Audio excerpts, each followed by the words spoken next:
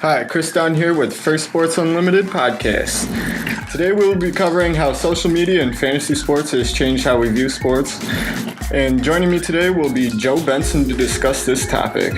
So Joe, do you use social media while watching sports, and how has it changed how you view the game? I do. I use social media like Twitter.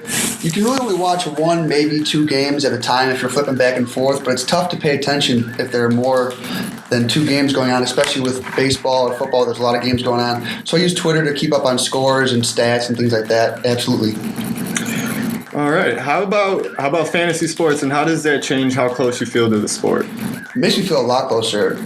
Watching football, again, you can really only watch one game at a time, and I'm a big Bears fan, but I don't get to watch much other football than that. So by playing fantasy football, I learn a lot about players that I usually don't get to watch or don't know a lot about. So it's really expanded my knowledge of the game.